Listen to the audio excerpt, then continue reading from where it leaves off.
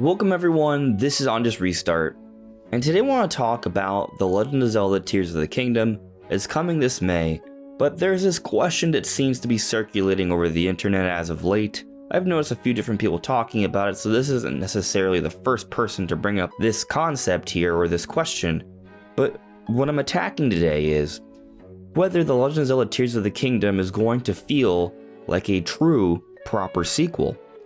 So the reason why we're even bringing this into question is because when we take a look at what we've seen so far, the first 3 trailers and like a quick little snippet, all of it collectively doesn't seem like that much extra new content. Doesn't feel like a full-on new game, it seems. It almost feels kind of like a DLC.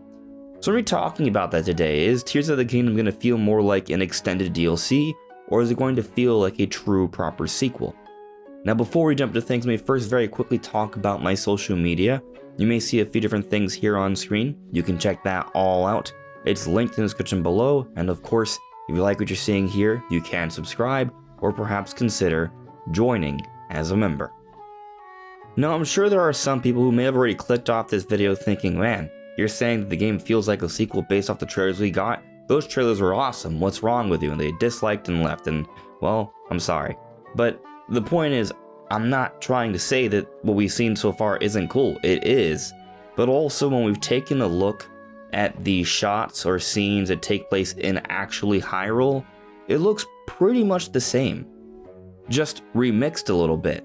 And that's kind of how the DLC was for Breath of the Wild, the Champion's Ballad. They added the floating platforms, they added a higher difficulty enemy because they could take more damage and they would regenerate health. And there were a few different colors to suggest that difficulty. And there were a few extra shrines and challenges as well, of course. It wasn't anything super substantial, but it was enough to make things feel a little bit more fresh. Now what we've seen so far from the trailers suggests more than just a little bit more fresh, I would say, but is it going to feel like a whole new game?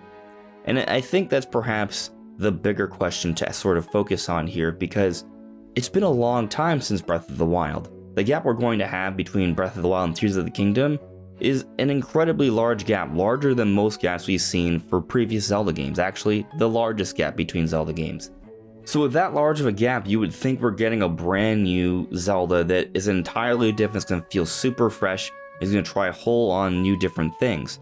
Like when we take a look at the different 3D Zeldas, they tend to vary quite a bit between each other. Ocarina of Time, Wind Waker, Twilight Princess, Skyward Sword, they all had dramatically different art styles, different gimmicks, and different tones.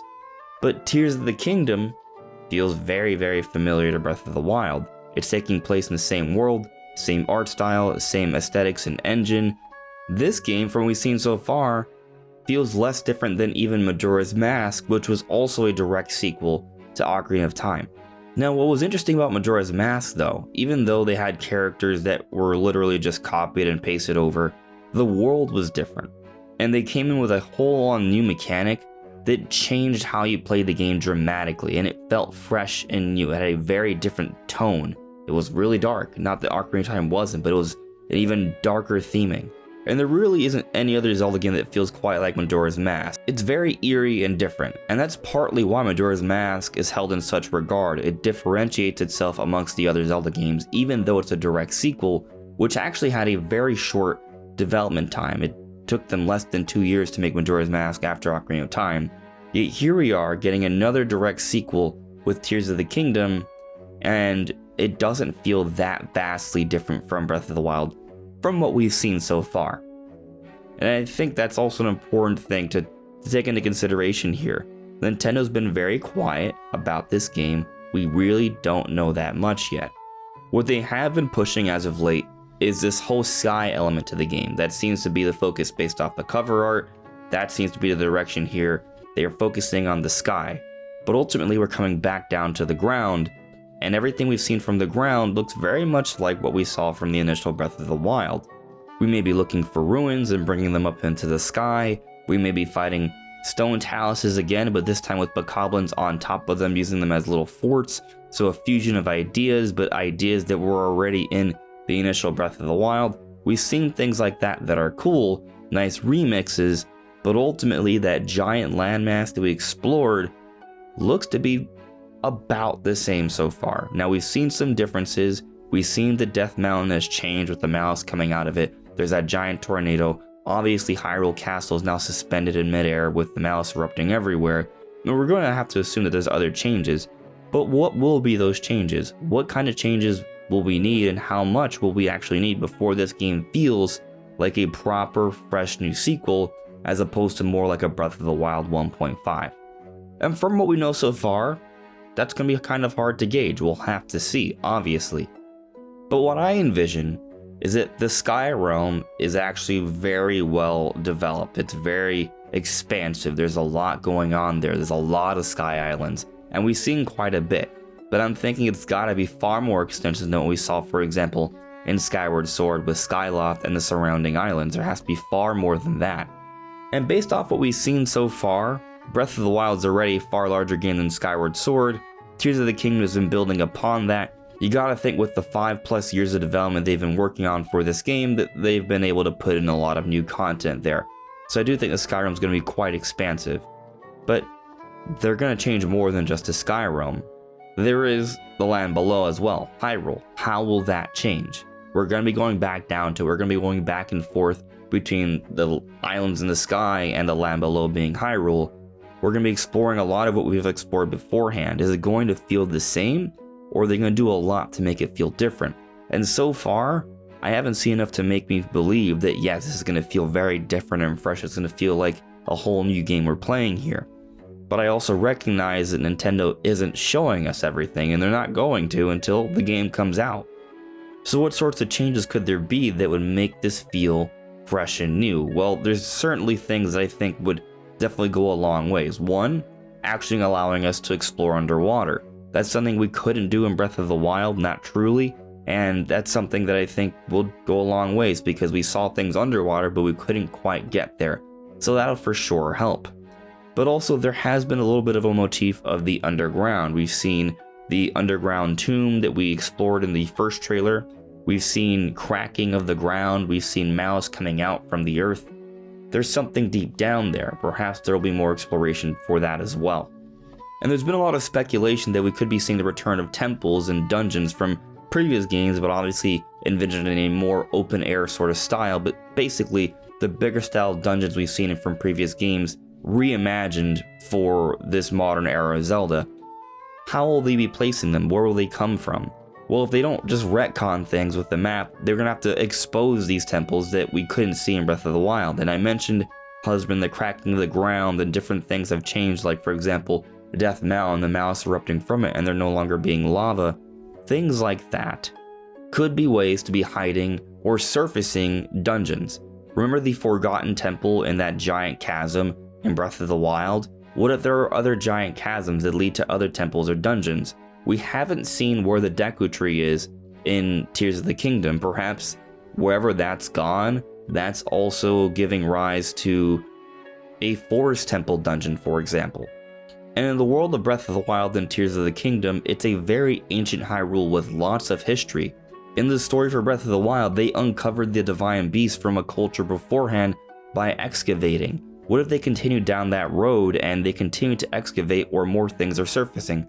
As the temples and dungeons I've brought up, but perhaps there's more things, more areas that we find that lead to more exploration and more parts of Hyrule being exposed.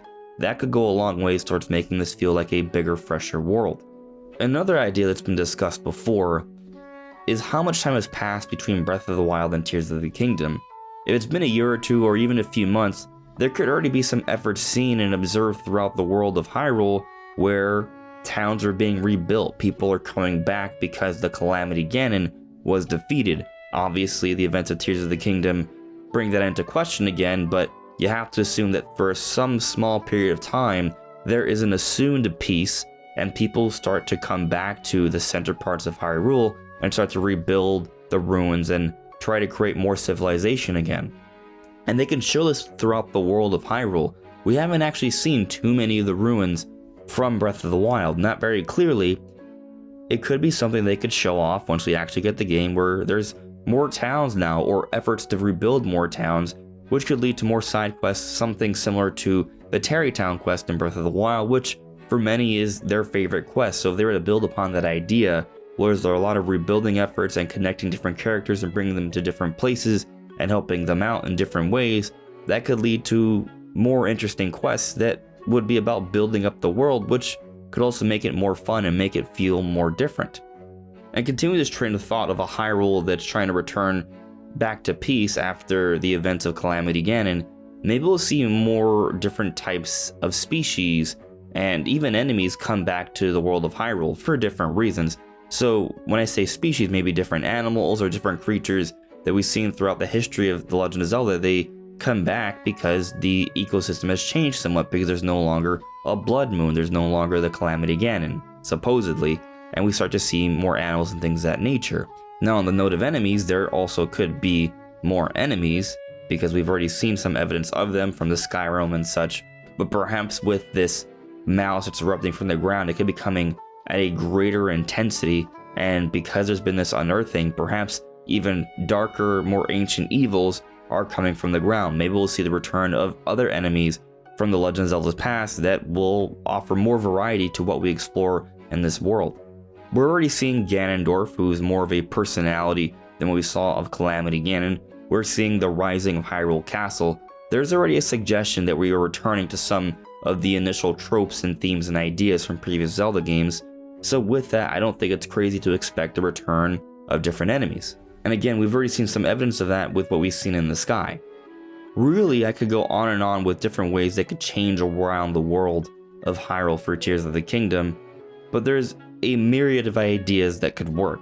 So I'm definitely interested to see what you guys also have to say in the comments below. Definitely give me some more ideas so we can chat about in the comments, because there's so much out there that they could do, and we won't know what they're actually going to be doing until, well, they show us. But I'm looking forward to seeing that in the coming months. But that's all for now, everyone. This is On Just Restart. Thank you so much for listening and watching, and I'll see you all really soon. Take care. Bye.